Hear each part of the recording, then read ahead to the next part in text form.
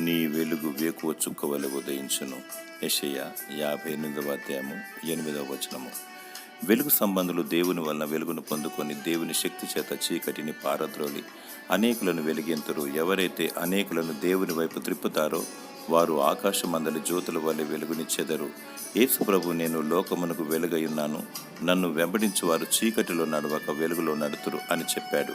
చీకటి సంబంధులను యేసు చెంతకు తీసుకువచ్చి వెలుగు బిడ్డలుగా మార్చి వీరు జ్యోతుల వలె మారుతారు. దేవునికి స్తోత్రము కలుగునుగాక. మొదట నీవు వెలిగించబడాలి, అనేకులను వెలిగించాలి. వెలుగు బిడ్డలు విశ్వాసంతో గొప్ప కార్యాలు చేసి దేవుని మహిమపరుస్తారు. నీవు దేవుని ప్రసన్నతను నిత్యము పొందుకోవాలి. అనేకులను వెలుగుబాటులో నడిపించాలి. అనేకులకు వెలుగు దేవునికి మహిమయు.